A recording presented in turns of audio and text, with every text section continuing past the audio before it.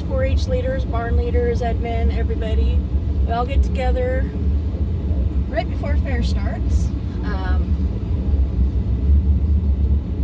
and kind of go over things. Make sure we're ready for fair to start next week. So we go over like cage assignments, the schedule, volunteer lists, both adult and youth volunteer lists. Make sure we have people set up for taking pictures, that we have a herdsmanship judge lined up.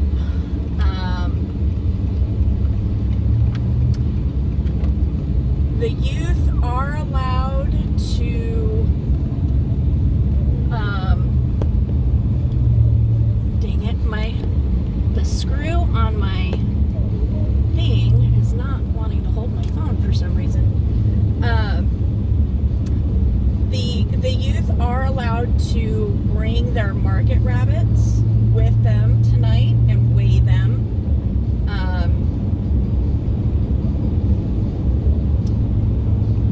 I kind of feel like it's a waste of time at this point, and I'll explain why.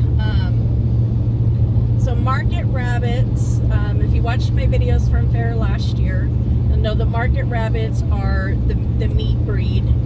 They're the ones that go into the auction at the end of the week and go to what's called a cull buyer. And that buyer takes the rabbits and butchers them either for human consumption or animal feed, primarily dogs, depending on what their USDA license is for. If you are wanting to do rabbit meat for human consumption, you have to have a different USDA license than doing it for animal consumption. And I imagine that would be the case in, across the board with any kind of meat. But to be shown at our fair in the market breed class, they have to be between 3 and 5 pounds and no more than 75 days old. So there's some guidelines there, obviously, that you've got to, if you're doing your own markets, you're breeding your own markets, then, you've got to be able to calculate backwards to know when to breed your buck and your doe so that you have babies that are old enough to be at the fair. So you got to calculate from the first day of fair back a minimum of 75 days and then go back another 30, and that's when you would typically breed. So it's usually in like May, I believe. I think it's in May. Late May, early June, something like that.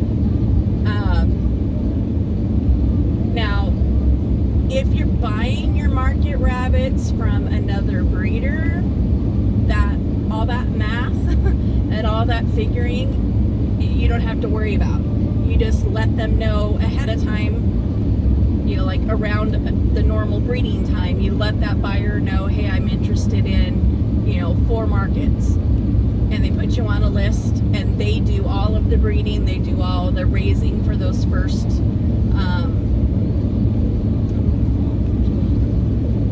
45 days, I think it is. I'm trying to remember, because I think you're supposed to own your market rabbit, I want to say for 30 days. I can't remember. That's been a long time for me. It's been a long time since I've had kids. My kids were the last ones that I had that did market rabbits, and my youngest is 28, so it's been a long time. But when their rabbits are of the age that they are weaned and they've cleared medical and everything and are ready to go to the new homes, then that buyer contacts you and you come and pick your rabbits out. most buyers that are selling to youth are very much about the youth making their own decisions. Like you don't show up to breeder A's house and there's a box with 4 rabbits in it for you to take home. And that's why it's it's first come first serve. So if you want pick of the litter, if you want first pick, you better be first on that waiting list, or first to be scheduled to go to the house. But most breeders that I know, like I said, they want the youth to be completely hands-on in that decision making. Like the one that my kids always got theirs from, every year we would go to the house and they would each take their turn. She had a fitting table set up, and here you go. And she'd have all the cages marked that were for the market sells, and one cage by cage, one rabbit at a time, one by one by one. My kids would go down, bring a rabbit to the table, size it up, weigh it, check it over, look for disqualifications, do everything they would do showing, a show, showing their show rabbit, or picking their show rabbit, but they're picking it as a market. And I always I really appreciated who we got ours from, every year, because she was not one of those people that was like, well, I want you to be able to do the best, so I'm going to make those decisions for you, which, is really counterproductive, especially when you're thinking about, like, the 4-H youth program. It's all about teaching them responsibility and accountability and, life skills, so it's not real helpful when we have an adult or several adults come in and make all the decisions for the youth, and then the youth gets all the accolades for it, and it's like, well, they didn't earn it, and did they really learn anything from this experience? But having breeders that breed and sell specifically for fairs is really beneficial, because it does give, like, the city kids the opportunity to take part in a livestock program. When you think about it, do you know any city kids that could put a steer out in their front yard and the city not throw a fit? And even some country folks, it's like, they could do it because legally they can, but financially, it's not an option. So the Rabbit Project is really nice because they take up little space, especially the Market Project. Just say that, but rabbits take up very little space. Sorry, I'm gonna have to keep adjusting that. It's the best I can do for right now, until it gets stopped. It's up, like, feeling like the screw that holds that in place is stripped out. But since you only have those rabbits, the market rabbits, you only have them for a very short period of time. It gives all kids, no matter where they're living, almost no matter what their economic status is for their family, gives them the opportunity to do an animal project at fair. So for market, for example, like I said, you only have them for, at most, 60 days. And that would be really unethical in my opinion, because that would mean the babies are only 2 weeks old and they're far too young to be away from their mamas. But and in that period of time, feed is going to cost you maybe $25 between pellet and hay. If you don't have a cage you can borrow and you decide to buy one, which, if you've got a young kid, that's wanting to do market rabbits, I would suggest just buy a cage to use each year, because a cage is going to be for a young fryer. Man, you could get away with probably a 24 by 24, and that's a generous cage, but the next size down is an 18 by 18, and that's way too small for a market, even for a baby. But a 24 by 24 would probably set you back $50-$60 maybe. And you use it for that year at fair, clean it up, store it away. Next year you have a cage for your market animals. And also with the fryers, you would only need one cage because they're young. They can still house together, even if they're the same sex, or no matter what sexes they are. You can house them together because they're still so young.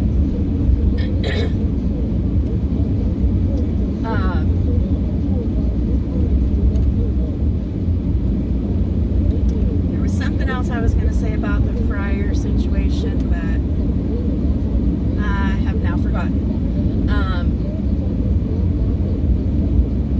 And that's not to say that, city kids or whatever, they can't own an actual breed rabbit. They can. It just will depend upon like city ordinances. If you live in the county, most of the time you're not held to the same regulations as you are within city limits. And that's just, it's just how it is. And that's where, at least everywhere that I've ever been, there's been no regulations in county law for owning livestock. But in the city, you might only be allowed to have, 2 rabbits, for example. So always check your city ordinances if you're going to do rabbits full time and raise them and breed them. And do your research on the different breeds. As far as showing them in 4-H or an open class, there are currently, oh good Lord, I think there's 51 or 52 recognized breeds by ARBA right now. So you definitely want to do your research and figure out what appeals to you. Ears up, ears down. Do you like the lobster? Do you like the straights? Do you want them super fuzzy? Do you want them short hair? Do you want cylindrical body, or do you want upright? Doing all that research and really figuring out first what breed you want, and then from there research and figure out the good breeders. Because I think the biggest mistake that 4-H and exhibitors in general make is they go for cheap rather than good. They go for quantity over quality. Well, then you're breeding a crap rabbit and a crap rabbit and hoping against hope that you get something that's good quality. So even if you have to save for it, go with the reputable breeders, and get a quality rabbit from the start. So I'm going to pause this for now because I do need to go through the drive-through line at the pharmacy and pick up my meds. And I will pick this back up when I get to the other side of the line. We'll be back. And we're off. The drive-through line at my pharmacy, I swear, they're so slow. I'm I can never understand how there can be no customers in line inside the store, and it still take me 15 minutes to get through a drive-through line. It's I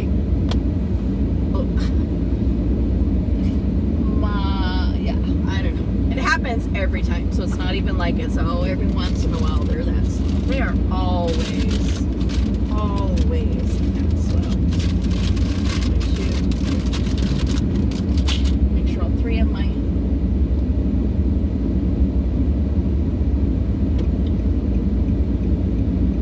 are there. When I asked, I was like, there's 3, right? He goes, yeah, there's 3. There was only 1 bag, which kind of threw me off because one of my meds I get in one bag, but there's 3 bottles. Because I take 3 a day, and there's 30 per bottle. So I get 3 bottles of it. So it like totally threw me off that there was I was picking up 3 prescriptions, but there was only 1 bag when normally there's 2 prescriptions, and I get 2 bags. So I was like, wait, what? Let me double check that. But yeah. They are there. So you get to see a little bit different parts of town. This is Richland. Coming in front of us, I've come down this road before, where, you know, straight ahead. I've come from that direction to hit my pharmacy on the way home. But you guys have not traveled with me. Whoop. Into the parking lot there. Thank you. I wonder if they're going to get their pizza. You guys have not traveled with me to go through this part of town.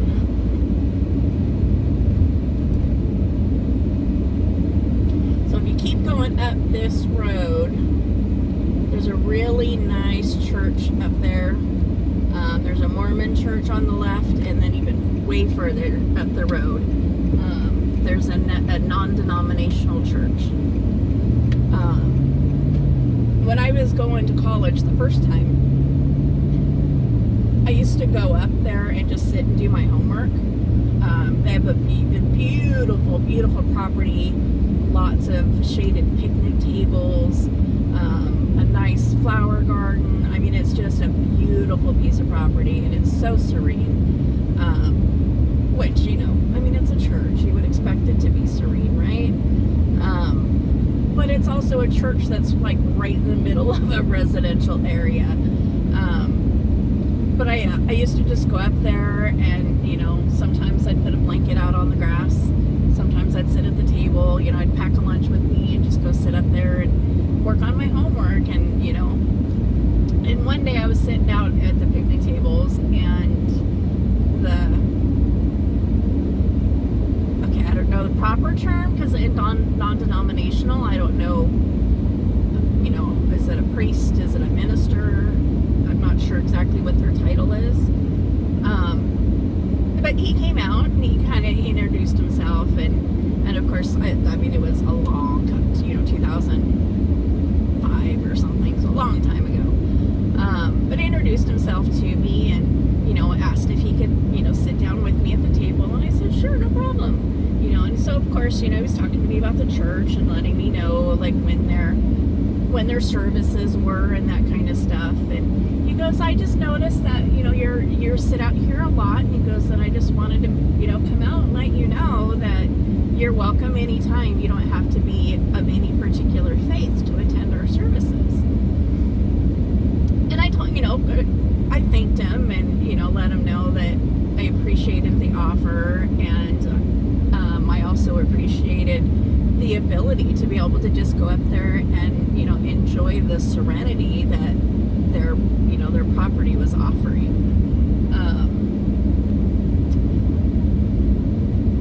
I never did go attend any of the services there. I'm not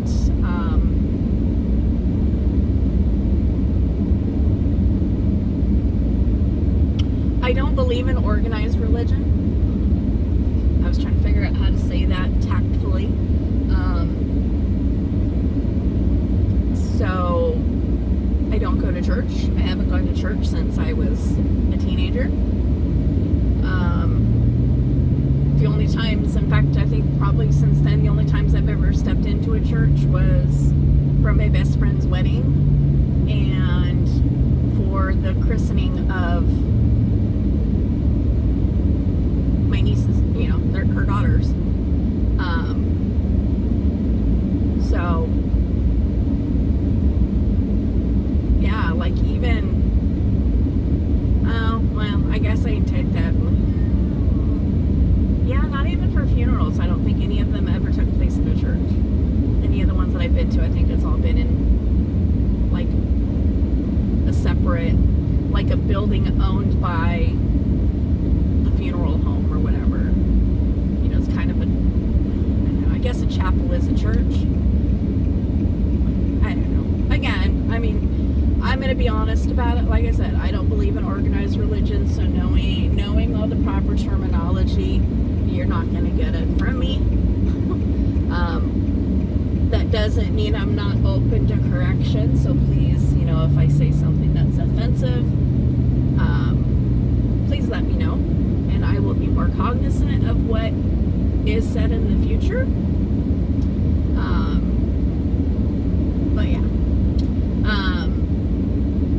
But yeah, maybe someday, maybe when, if I'm, feeling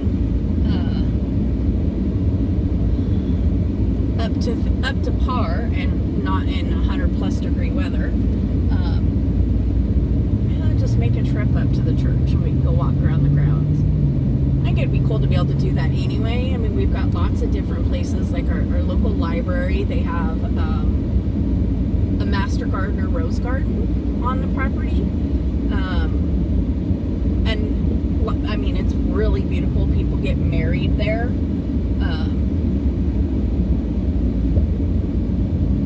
So I don't know. If I, like I said, maybe someday when I'm feeling not quite so exhausted and it's not, 100 degrees outside, kind of take you guys on a little tour of some of the beauties of my community, some of the sites we have around here. It's definitely got to cool off first. I am primarily a temperature-induced asthmatic. So if I spend too much time in temperatures below 60 or above 90, I start having asthmatic issues. So, my water almost just flew off of my seat. Oh, this thing was making me mad. Guys, you can turn on a red. Not now, obviously, since cross traffic had a green light, but it's frustrating too.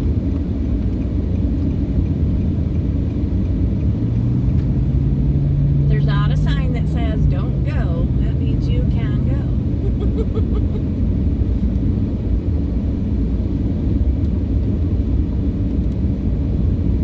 So I don't remember if last time I came into town I recorded this, but a couple lives ago when I was talking about the new bridge that creates a shortcut, this is that bridge. None of this used to connect. In fact, the road at this intersection is where the road ended. So you could only get to these apartments as far as these apartments, and then you couldn't go any further up this road. So it was kind of nice when they put this bridge in, because it took a lot of the traffic that's going to that's just trying to get to Walmart.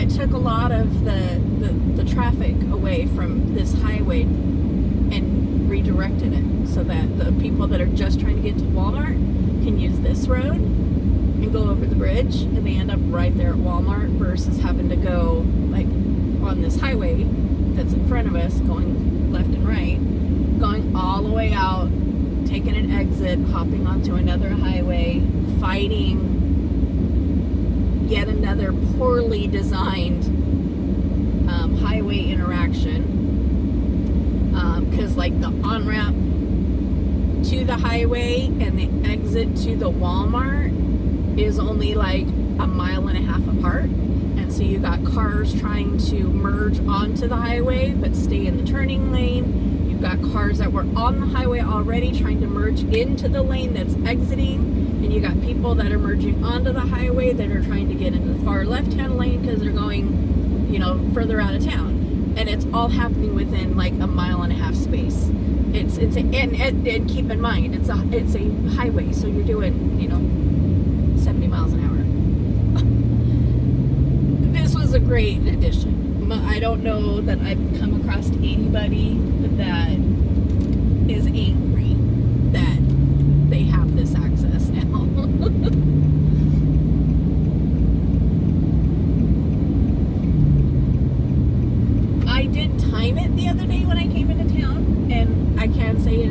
significantly quicker.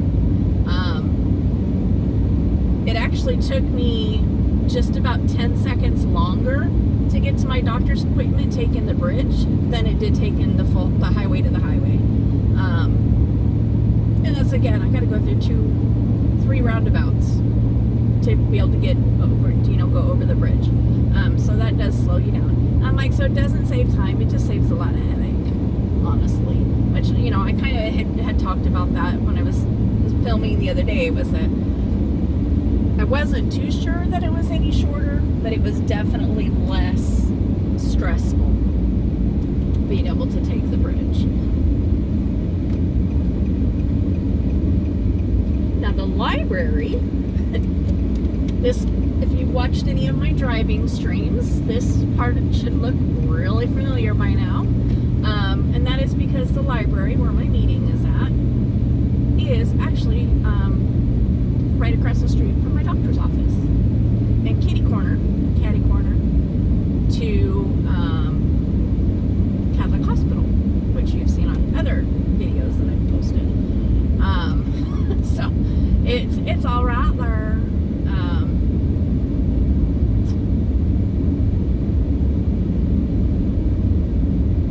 I will have to ask my bestie, like, what are good places to see in Richland, because this is her hometown. This is where she was literally born and raised.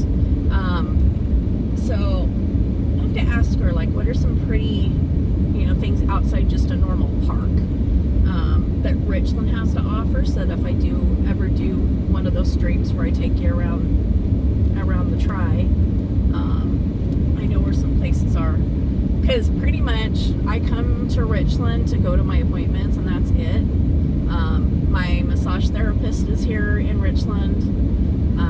My doctor's office, my orthopedic surgeon, in fact, my primary care and my orthopedic surgeon are right next to each other. So I know how to get there. If it's not on or directly right off one of the major roads through town, I have no idea where it's at. Whereas with her, because she was born and raised here, I could throw out a street name and she could tell me exactly where it's at. I need a map to get around Richland if I'm going anywhere new. Kennewick and Pasco, however, I can pretty much get around by myself. And know where the really neat stuff is. Well, in Kennewick anyway. I'm trying to think well, Pasco has the Country Mercantile. And we have a Country Mercantile by us too. The one that's out by where I live is their second store. But their first one is way bigger. I'll have to take you there sometime. I think, that would be a fun little excursion to take you to the one by us, and then load up and go to Pasco and show you the Pasco store.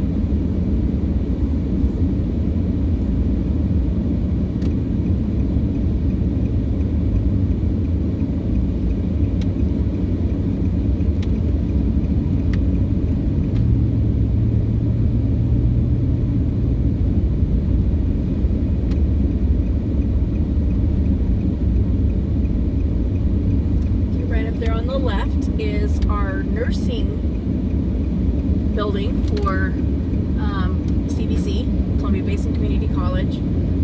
These buildings right here to the right, all these blue and tan buildings, these are also CBC buildings. But yeah, the big one with all the glass is the nursing program. Speed bump. Ooh, speed bump.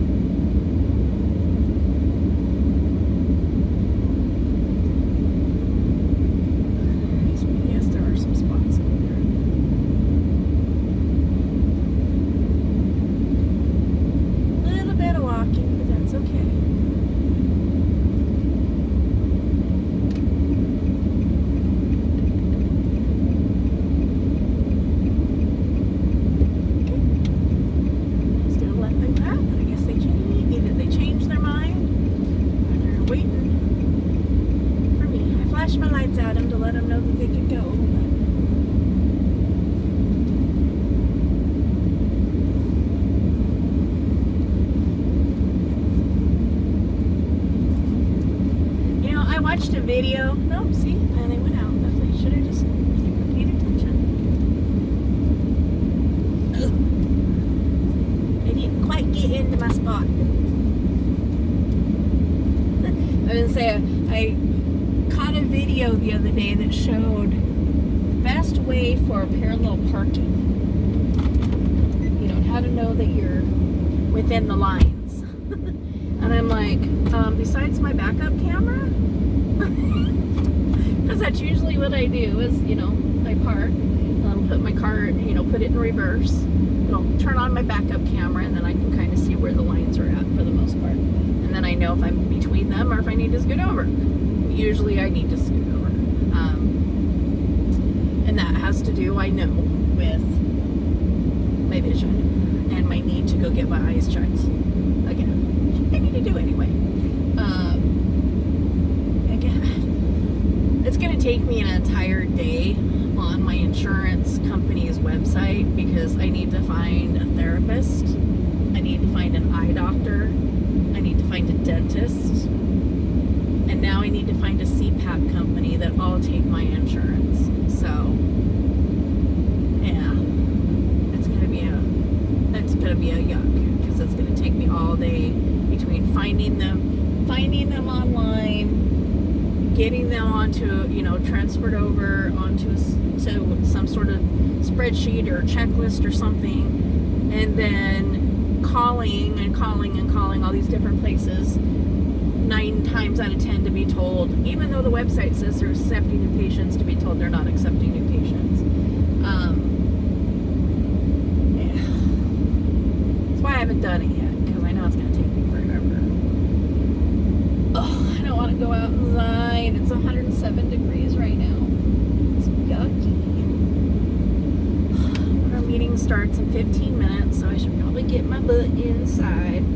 So, I'm going to turn off again, and you guys can join me for my trip home. I do have to stop at a grocery store, pick up some supplies for my food for next week at fair.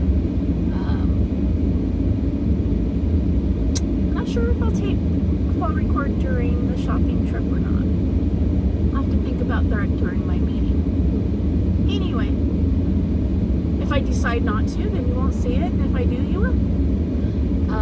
So we'll see you back in it'll be a couple hours for me and like 2 seconds for you. And we're back.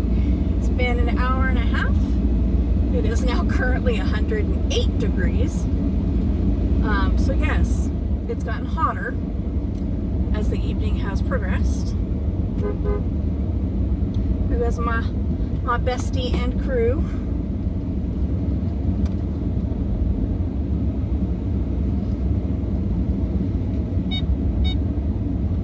So we have been friends since 2005, I believe. 2004, 2005, somewhere around in there. Besties. My children call her Aunt Christina, and her children call me Aunt Laura. And one of her children is my goddaughter. My husband and I are their non-Catholic godparents. I didn't realize was a thing. But she has 2 sets of godparents. And so in the case of parental death, they will go to the Catholic godparents first. That's the first option. And if for whatever reason they are unable to take over the care of,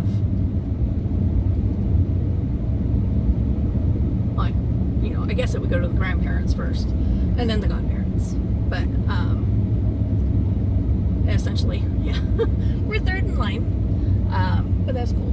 That's what I was talking about when I went to church earlier. I was talking about going to church for their christenings. It was very cool, and very honored to be asked to be their godmother.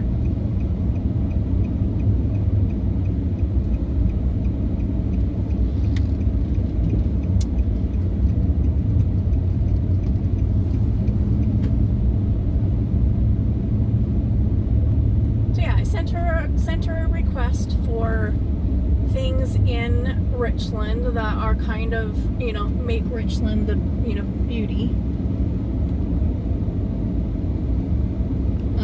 Of the three cities, it definitely is the higher income bracket. So don't necessarily want to take you on tours through like residential areas, but there are a lot of parks and stuff here. But like I was saying earlier, I just don't know. I don't know the hidden gems of Richland. So, and there's a lot of building going on. Like all of this over here to my left, this is all brand new. So I don't even know what's in there. There's an apartment complex back there, clothing store. Oh, another Grays. Oh, I wonder if they moved from the Parkade or if this is another location. I'm gonna have to look. Well, not that I can really, I don't know. I'll have to look at their menu and see if I can even eat there anymore, because they are a sandwich place, but they're like gourmet sandwiches. You get more than just like, ham and cheese, white or wheat. I can't. It's been so long since I've eaten there. I don't remember if they have salads, so I have to go online and look. But they have soups. I do remember they had soup. One of the places that I worked there, we were kind of like in a kind of like that was back there, where it was a bunch of one shared parking lot and a bunch of buildings, and we shared that parking lot with the very first Grays that was open. And so I used to go there all the time for lunch because it was good and it wasn't super expensive.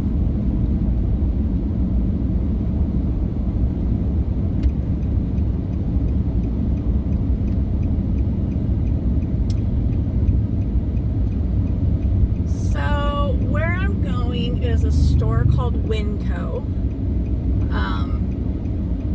I mentioned it briefly, I think I mentioned it on one of Muzz's IG lives. It's like I would describe it as a miniature Costco, in the respect that it's kind of warehouse style. They have bulk bins, so you can buy things by the pound. Sorry. Flashback. Just had a memory about that. I think I might have shared that already on a live stream a while back, but and it's usually the prices are a lot cheaper than anywhere else, like even cheaper than Walmart. The hard part is, again, poorly designed intersections. You got people trying to go in 3 different directions, all in a short little space.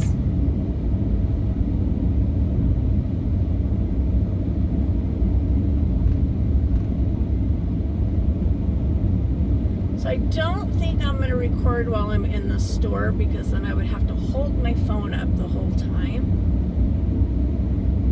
because I didn't think to bring my holder. I don't really feel like holding my phone up in the air while I'm trying to grocery shop.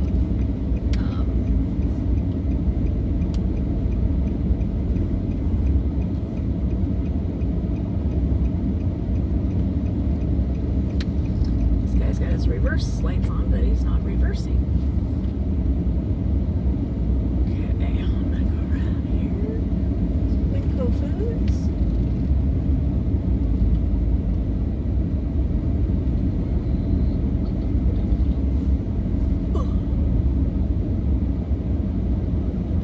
much better parking left-handed than I am right. I always have been. All right, so stay tuned for the ride home after I'm done shopping. See ya in a bit. So this is what I mean by bulk bins.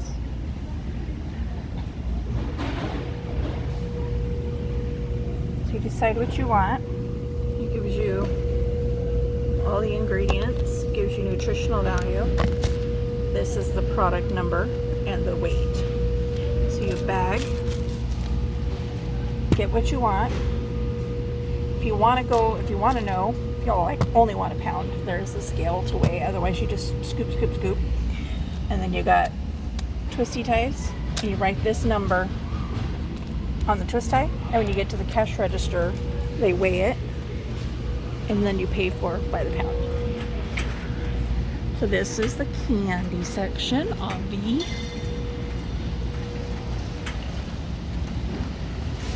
you got loose leaf teas, and again you just pull the trigger, put a bag under there, pull the trigger, pay by the pound.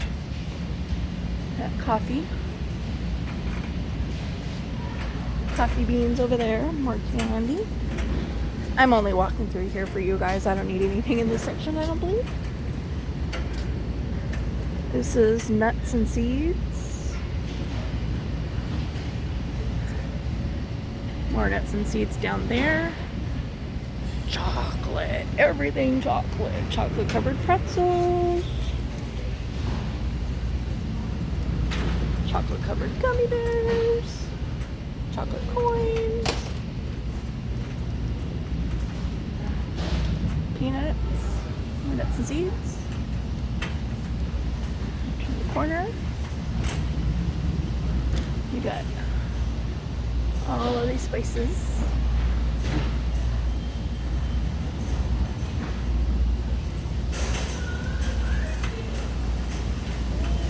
Down this aisle. More spices. We got some tortilla chips down here, Himalayan sea salts, croutons, breadings, flours, shredded instant potatoes, beans and lentils, lima beans. Then on this section, here's all your rices and grains, pastas, and then all the pasta down there. Oof, I got stuck on a noodle.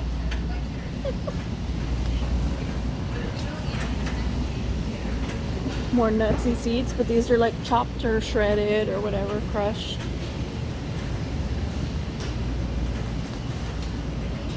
Trail mixes, etc. Popcorn. Check these out. Saw these last time I was here.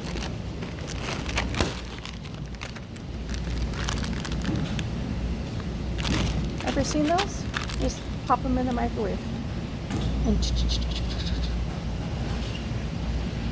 in 2 minutes, fresh, hot pork rinds. Can't wait for fair next week. It's my favorite vendor will be there. Fresh pork rinds. More candy over on that wall. And then you come down this section and we have pet stuff. So you got bird seeds, dog food, cat food, chew bones, and then cereals. Human cereals is all over here.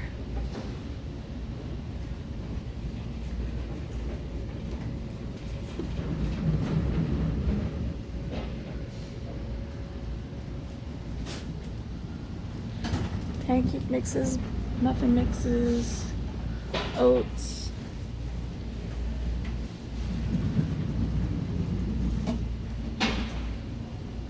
baking soda, all your goodies, flax seeds, cranberry, yeah. I mean, and this is all, again, this is all by the pound.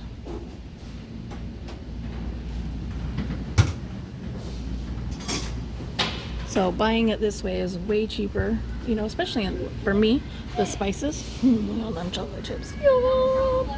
For me, the benefit is that I don't pay $9 for a thing of a seasoning. Use a teaspoon of it, and then it sits in my pantry for 10 years. You know, I can just come here and go whoop, whoop, and pull on the thing, and you know, it's done. So that's the bulk section. So stay tuned for the drive home, unless I find something else in the store that I want to show you guys. Okay, it is now 9 o'clock, and as you can see, it is finally dark outside. I will probably, I need to go the opposite direction, because that vehicle back there is parked really far, or really close into their spot. Wasn't feeling super confident that I could get my truck out from next to the concrete curb far enough to make that turn. So no biggie. I'll just go the other way. So just a couple things that I, you know, didn't mention as I was heading into the grocery store. Winco is a bag it yourself store. So like the McDonald's drive-thrus that have like the 2 lanes, you go in and you split left or right.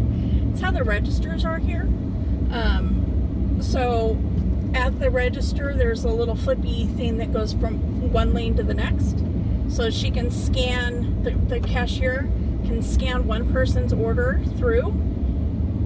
And then as soon as they pay, while they're bagging their stuff, she's got the other side of the aisle, or he has the cashier has the other side of the aisle being rung up. So it's pretty the downside is that, you know, you have to bag it yourself. So like in my case, that's really challenging, because after I've been up and moving around and then all the shopping, my back is really starting to hurt. My lower back is locked into a very tight knot right now. So having to bag all that was a challenge. This is why I don't usually go shopping by myself. But, you know, I was already out and about, so there was no point in making my husband meet me in town or drive home and then come back into town. That, you know, it's just a big old waste of gas. But something else that I forgot to mention that's really annoying about grocery shopping in my state is the stores do not provide you with bags. In fact, they charge you 8 cents a bag if you don't bring your own. So one of the really annoying things about shopping is forgetting the bags in your vehicle. I mean, it's great, you know, if you remember, like, when you're entering the store, you know, and it's like, ooh, and then you're still close to your vehicle. But, you know, when you've already been in the store for a while, you've got a grocery cart full of stuff, or you're standing in line checking your stuff out, and then you realize, I forgot my bags. And now I got to pay an extra $3, or, you know, an extra whatever, you know, 8 cents a bag for every bag that goes into this. So a lot of times, if we forget our bags, what my husband and I do is we just load the food as it is back into the cart and take the cart out to the vehicle and then pack the bags in the trunk. Cause yeah, I crocheted protest bags when it was before it was getting voted on. I took my plastic bags that I had at home, turned it into Plarn, P-L-A-R-N, plastic yarn, Plarn, doubled it up with a single strand of worsted weight regular yarn, cotton yarn, and I crocheted shopping bags. And I call them my protest bags because I think it's absolutely ridiculous. You know, and the reasoning behind it is that, you know, it's to save the environment. It's to reduce plastic. It's to reduce single-use plastic, which is why in a lot of places over on the west side, you can't even get a plastic straw. You have to drink your hot coffee out of a paper straw. That's fun. You should try that sometime. But here's my thing. If it was really about saving the environment, they wouldn't be charging us for it. So no, it's just another way to make money. Number one. And number two, if it was really about reducing single-use plastic, then why are Dutch Brothers cups bigger and with a spout versus the flat plastic ones that they used to have with a plastic straw? So now you get a straw, and on my side of the state, we still get plastic straws over here. We're a little rebellious on this side. We didn't vote for the governor that's in office. The last 2 times he's ran for office, this side of the state wants him gone. So we're kind of rebellious about that, about a lot of things. But yeah, after it went into law, I go to Starbucks and get a coffee, and it's like a sippy cup lid instead of the flat one, and I'm like, what? And then I still get a straw with it. So I'm like, this is using more plastic. Same with Starbucks. Starbucks, at least on that side, they replaced the plastic straws that were wrapped in paper with paper straws that are wrapped in plastic. So how is that reducing the use of single-use plastics? I don't get it. Now granted, the bags that we pay for, the 8 cent bags that we pay for, are very strong. They're very thick, and you can really stuff a lot of, and I mean a lot of food into those bags. But it's like, when you think about it from a biodegradable standpoint, the old skinny bags, the old thin bags, which, by the way, I don't know anybody that considers those single-use bags, because they come home and they're used to clean the cat box. They're used in craft room bags. I mean, they're used. They're not just thrown away when they get home from their grocery store. I've never met a single person that just, gets home, puts their food away, and throws the plastic bags away. Every single person I know saves those bags and uses them for some other purpose. So, again, I call BS. But those thin bags are going to biodegrade. They are going to break down so much faster than these new thick bags ever will. I should do that. Because I still have some of the old thin bags. I should do that. Put them both in take a little sample chunk out of each. And put each of them in a jar of water. And see how long it takes each one of them to degrade. That could be fun. And do quick little shorts. Daily updates. That could be interesting. I think I might do that. Kind of branching out, trying to do all kinds of different stuff on my channel. I'm a very eclectic person. I have, the things that I like are eclectic in all shapes and forms. The things I like, the things I like to hear, the things I like to eat. There's no just, this is it. Pretty colorful in that respect, so I kind of want my channel to reflect that, I guess, and have a little bit of everything. So yeah, it could be fun. Just do a little test. I'll have to think about what other kind of little experiments I could do.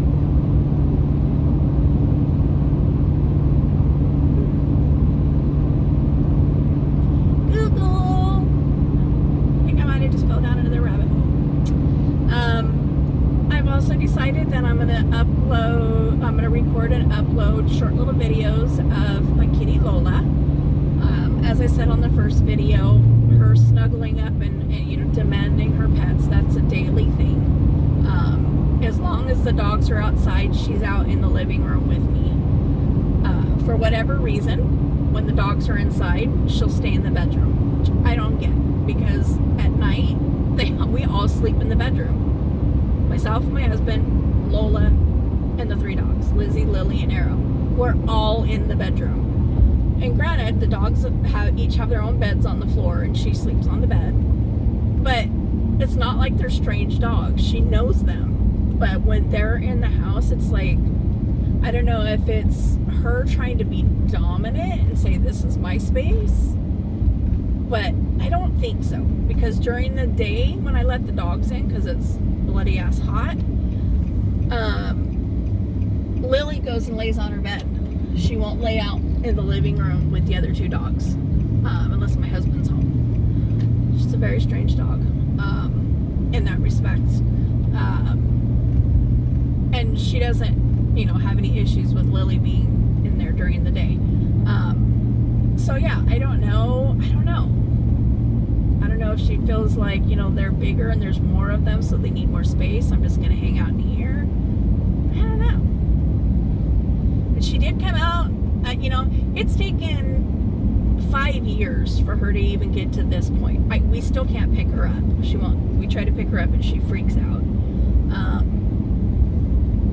We've always been able to pet her, but she's never been like super loving, like, on the videos. It was more like a pet her as you pass by her, but if you tried to stay and pet her, she would run. So it's taken a long time to develop that trust with her that you're seeing in that video.